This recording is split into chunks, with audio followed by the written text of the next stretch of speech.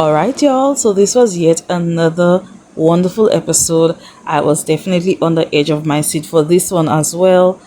And might I say that my nerves were worked as well? Yes, definitely that happened. But we did have some victory. But before we get into this episode, please go ahead and like this video, subscribe to the channel, and let's talk about it. Kay Unscripted, no teeth restricted. In this journey, watch our stories unfold. So we're in the turret, and y'all, why did I find it so funny the way Rob said good evening? That was really funny. He points out that Candice looks really mad and then asks her if she would like for him to explain himself. She said, you definitely need to explain yourself. He said he feels bad, but as a player, Lisa had to go. And I don't know y'all, but to me, it just seemed like Rob didn't give any legit reason as to why he wanted to vote out Lisa. It seemed like he was just siding with his he was siding with his bro, Colton. He didn't really give anything concrete that would have made me believe what he was trying to say, and I don't think Candice bought it either. Candice, on the other hand, said to him that she didn't feel like there was enough evidence for her to vote Lisa out, hence her throwaway vote. And Rob was like, so you decide to put my name down? Now, I think we've all been wondering if that would come back to bite Candice in the behind, and we're going to have to wait to see how this plays out. In Rob's confessional, he does say that he has information about Colton being suspicious about Candice, but since she's lying to his face, he's going to withhold that information from her. And I'm just like, Rob, hold on now. Isn't it the pot calling the kettle black? Because you did the very same thing that Candice is doing, and now you're pissed at Candice? Oh, okay, make it make sense, Rob. Anyways, Alan walks into the turret and he says, it's definitely giving awkward. He tells them that they have two options, whether to red rum another faithful or recruit a faithful in becoming a traitor, but they must make haste with that decision.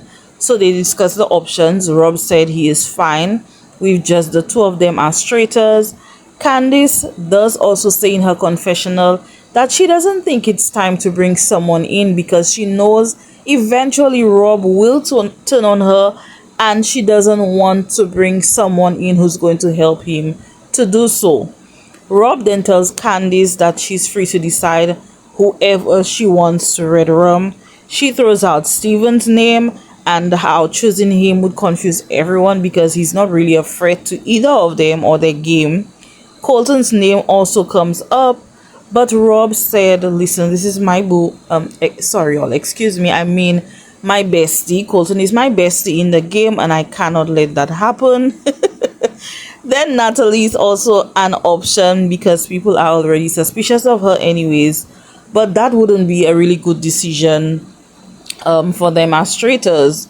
So we know the person that they decide to red rum, well, Candice, because it's her choice. That person will be revealed at breakfast the next morning. So it's the next day at breakfast. The first group comes in. It's Tara, Maura, Eric, and Johnny. They talk about how the traitors have been so good at disguising themselves as faithfuls. So they throw out some names of persons that they would least suspect to be a traitor. So Steven's name comes up, but they talk about the possibility that someone could be recruited as a pawn for the traitors game. The next group then comes in. It's Dorinda and Christine. Dorinda's just happy to have made it through yet another night. Clearly she didn't really expect to still be in the game, but she's still happy to be there. Maura asks Dorinda who she thinks would be least suspicious, and she just doesn't have a clue. But Maura, she throws out Candice's name, and that kind of shocked me. Not really, because we did see her having a conversation with Colton and Rob, and Colton was already throwing out Candice's name. But she talks about how Candice's whole game was to be consistent. So why did she do a throwaway vote? It just doesn't make sense to her. And I'm like, Mara, please be quiet, okay? Johnny kind of defends Candice by saying that he thinks she did a throwaway vote because she did not want to vote for a housewife. Now the next group comes in, it's Candice and Mark, and of course we know they're going to question her. She explains that she did not want to vote for Lisa because she didn't feel like there was enough evidence, and it's not like she really wanted to do a throwaway vote, but y'all, Maura's like, but you did. And it definitely had me thinking, Maura, what's your beef with Candice? Because it's giving you don't like her. What is going on? Let us know, please. All right, let the lady speak. Now, of course, Maura is going to defend Rob because Rob is always carrying her around for all of these challenges, so she definitely needs Rob on her side, okay? So that's the only reason why she is defending Rob so much. Then the last group comes in, it's Steven, Rob, and Natalie, and so we find out that Colton was Red Rum. Can I get an amen? Yes, God. When I tell you I was so happy, but I was a little bit nervous because as we know, Colton has been throwing Candice's name, and the sly fox, or the snake as Candice called him, never even told Candice that Colton was throwing her name out there. But we don't care. A moment of silence for Colton. I'm just happy, y'all. I'm just happy that he is off my screen and I don't have to see Colton's face anymore. Bye, Colton. Let's get back to this recap, y'all. So the people are shook. Rob doesn't look that devastated, but he's awfully quiet, but he's silently happy because he knows that Colton threw Candice's name out there. So that's going to bring up suspicion on Candice. That damn snake as you are, Rob. Alan walks in and tosses Colton's picture away, and he said, okay, on with the show, period. And I agree, on with the show. He does throw a hint for the next mission, saying that he's not going to be painting a picture.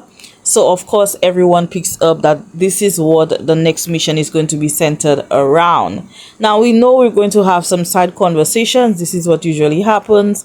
We see one between Johnny and Tara. They have some little whispers about who they think the traitor is, and they think it's Steven. Of course we know that Johnny did have a conversation with Colton, where Colton did say that he's suspicious of Steven. Rob meets up with his little alliance, the Dagger 5 as they call it, but he thinks that this was an attack on them. Eric joins in on the conversation and he immediately throws out Candice's name. Mark then mentions that what seems strange to him is how consistent Candice has been in the game till the throwaway vote. And then here comes Rob's slimy trifling behind, saying that Colton told him that he thought Candice was a traitor. Candice, however, is with Kristen and Johnny and points out to them how flustered Rob looked when they were talking about Colton at breakfast. And now Candice clearly knows that Rob is throwing her name out there, and she's going to have to do something to throw his name out there too. But is it too late? We're going to have to find out later how that turns out. So it's now time for a mission. Alan explains that they're painting for gold. They must split into two groups. One group goes into the castle. The other group will head with him to his storage place for his spare castle artwork, which among the art lies a shield. So the group going to the gallery are Mark, Christine, and Rob, and he was definitely playing the victim because he wanted to get that shield. Oh, I'm so scared. I'm scared that they're going to red rum me. Rob, please, okay? According to Candice, they all want to drink his bathwater. Okay? Anyways, inside the castle are 6 empty gold frames. Each frame has a plaque describing which painting belongs to that frame. So the castle team must reenact what's written on these plaques. Once they agree on what it is, they will take a picture of the recreation and send it to the old gallery team, and the gallery team must try to find the art piece that's closest to the recreation that was sent. Now, since there are 8 players left behind at the castle, they must split into 2 groups. So there's the green team and the red team. The green team has Candice, Steven, Eric, and Johnny. We see them finding their first clue. Their description was tending the cattle. And the red team has Maura, Dorinda, Natalie, and Tara. They also find their first clue. Their description was welcome to the world. And once they reenacted their clue, the gallery team were able to find their painting. Now, while the gallery team was searching for the green team's painting, Christian finds the shield, but they were not able to match the art piece to go with the recreation that the green team gave. Green team finds their next painting, and it's called Murdering Hour, while the red team's next clue is Lead the Charge, and the gallery team was able to match the red team's photo. Now, when the green team sent their photo in, the gallery team were not able to find it, and they got this one wrong again. The red team's next portrait is called A Sad Proposal, and the gallery team matched correctly for this one. Green team is on their final portrait. It's called The Screaming Infant, and for the first time, the gallery team do match correctly the recreation of the green team. So a total of $12,000 was won for this mission. In addition, Alan mentions that the shield was found by the gallery team. Now everyone heads back to the castle. Well, those from the gallery team also make their way to the castle, and then we see a chat between Eric and Johnny. Eric's still throwing Candice's name out as a traitor, but Johnny says that Colton also mentioned Steven's name. Now there's a chat between Dorinda, Maura, and Tara. Dorinda mentions that her suspicions are on Candice and Steven. She does mention that Lisa placed all of her gold in Steven's basket at the last mission, and obviously Lisa turned out to be a traitor, and she never saw any relationship between them, and that was strange to her. Candice and Steven have lunch together, and just as Dorinda and Johnny were making their way into the room with them, she asked for some time, and Dorinda didn't like that at all. But anyways, Candice asked Steven if he's been hearing any names. Steven does tell her that Colton actually threw her name out there. So now it's kind of clocking to Candice why Rob let her put Colton's name up so that suspicion would be on her. Okay, she clocked it. She's telling him that she thinks the person who's closest to Colton might be the one pulling the strings, and that Colton may have just been the mouthpiece. Now, child, here comes Rob walking into that room. While they're discussing how Lisa's name first came up. So Steven said, oh, by the way, Colton looked at you, right? At the round table, he looked at you, and Rob was like, well, I don't know, kind of, I think so.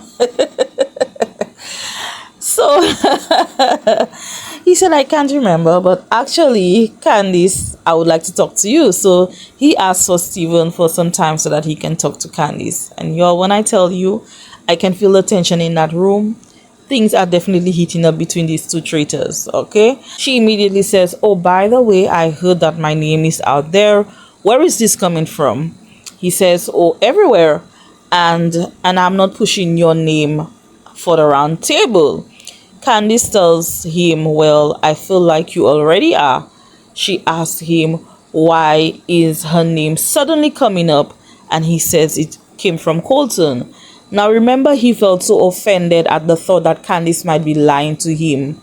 But here he goes lying to her face by saying he only found out at breakfast that Colton was throwing out Candice's name. And no time at all during that space of time did he think to let Candice know that her name was thrown out. So she knows that he's lying. Then he has the audacity to say, oh, so you don't trust me?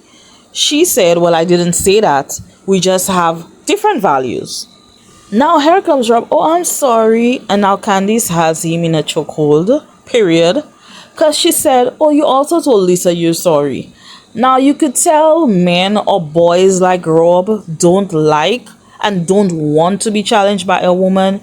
because the same way it went down when he was on Love Island is the same way it's going down on the Traitors. They cannot stand that a woman can clock their BS from a mile away. He doesn't like it. It's irking him. It's working his nerves, his peace. He doesn't like it. You could see it all over his face. But anyways, y'all, he tells her, oh, she's taking it too personally because it's just a game. But she said, yeah, I know it's a game, but guess what? You're a snake. And I'm just like, yeah, Candice, get his behind. She said, do you and I'm gonna do me. Okay, period. But I'm afraid. I'm so afraid for Candice, and I'm afraid that it's going to be too late for her. The heat is definitely on maximum going into the round table, and you could definitely tell that it was very tense. Once Alan walks in and makes his introduction, the room goes very quiet until Johnny breaks the silence by informing everyone that Colton told him to look out for Stephen, to which Stephen responds by saying, well, did anyone else hear that from Colton? And no one answered. But we as the viewers do know because we saw that conversation happened. But I feel like if Johnny may have said that immediately and he may have shared that at the breakfast table, it may have shifted the suspicion to Stephen. Dorinda then chimes in by saying how strange it was that at the last mission, Lisa placed all of her gold in Stephen's basket, and from being around Lisa a lot, she didn't know that they had a close relationship. Stephen does say that he was the one who asked Lisa to share her gold, and perhaps she did so because she wanted to gain some trust from him because she knows she was getting a lot of heat, right? Eric then points out that they have to look out for inconsistencies and points out Candice's throwaway vote. She explained that the two names who came up were Natalie and Lisa, and given that she was so unsure about Ron, who turned out to be a faithful, she had to reevaluate, and that's why she did what she did. Eric says that they were all going to vote for Lisa, but Candice interrupts him by saying, no, we all came in we were going to vote for Natalie. Now, Natalie then asked who came up with that decision, and it sucks that Candice had to, but she did say that it was Tara. And now Natalie is pissed because she said that from the last conversation she had with Tara, she thought they were good and she felt like Tara believed her, and then to come into the round table to drop her name. She didn't like that at all, but Tara said she still voted for Natalie anyways, and it wasn't just her, it was a group consensus. Now, Candice then points out to the group how flustered Rob was when they were discussing Colton at breakfast. So since y'all want to bring up she being inconsistent, how about we look at Rob, is what Candice is saying. But Rob said, I've thrown a lot of folks down in my life, and clearly you all know Colton and I were very close, so of course I was upset. Now here comes Maura, and I'm like, girl, please don't irk me because I kind of like you, Maura, and at this point you're starting to work my nerves. Okay, what are you doing? And because we all know you're going to back Rob up no matter what, because you want him to carry you through every challenge. Okay, but Maura's telling Candice how she said it was a throwaway vote. A throwaway vote. Sorry. But now it's looking like she's suspicious of Rob. So which one is it? Candice said it was a throwaway vote, but up until breakfast, she just feels like he looked really nervous and that made him look suspicious. Now, Candice isn't getting off Rob's neck, but he is visibly upset that she is questioning him. She says that she hadn't heard Lisa's name until Rob mentioned it to her, and suddenly Colton started bringing up Lisa's name. So now she's trying to find out if he was using Colton to get his work done. Rob then says that Colton brought up Lisa's name to him the first time and he voted however, comma. Baby, that part is important, y'all. That part was very important, and if they didn't realize what Rob was saying, they're so dumb. He says that he told Colton that he would help him to bring Lisa down. So that's why he took every opportunity to speak up against Lisa. Y'all, he and Candice had a literal back and forth. Heads were swaying left, right, left. Okay. But Alan then interrupts them by saying, enough, it's time to vote. Now, I know that comment that Rob made just flew over everyone's head. They were not even paying attention to what he said. But Alan does mention that someone in the room has a dagger and here's their chance to use it. But Rob, whom we know has the dagger, did not flinch. And to my surprisingly, everyone except Natalie voted for Candice. And once she comes to the circle of truth, she reveals that she is a traitor. And of course, everyone is jumping for joy. Now, everyone's trying to figure out which clues Candice left behind. But like Christine said, oh, Rob is such a sweet man. It could never be him, right? They are so clueless. Y'all, I just knew that would have just passed over their head.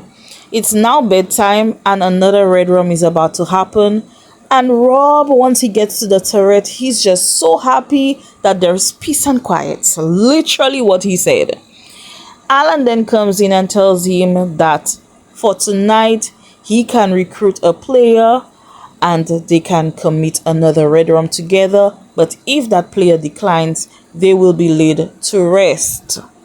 But y'all, did y'all clock when Alan asked him how he feels about taking down 2 housewives? He said it feels so good. Even Alan was shook because Rob. Anyways. So, he has options that he would like to choose, either between Johnny, Eric, or Mark. But he does decide to bring Eric in to be recruited as a traitor. So we see Eric walking into the room. He reads the note. And he thinks he's figured out who the traitor is by their handwriting.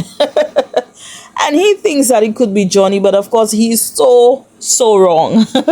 Eric goes out to meet with the traitor, and once Rob reveals himself, Eric is shook. You could tell he was flabbergasted. His flabber was gasted. Now the real question is, does he accept the invitation to becoming a traitor, or does he decline? I think he accepted it based on the preview for the next episode, but they may have just shown us Eric's face to throw us off. We don't really know until the episode comes. But what do you guys think? Please drop in the comments your thoughts on this episode. How do you feel about how things went down between Candice and Rob? I'll meet you all in the comments. We'll talk about it, we'll chat about it, we'll laugh about it. But this has been my recap for the Traitors USA Season 4 Episode 8.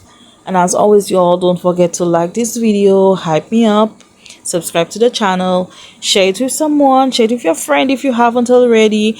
And please hit the notification bell so you can be informed of when my videos drop. Until next time, bye!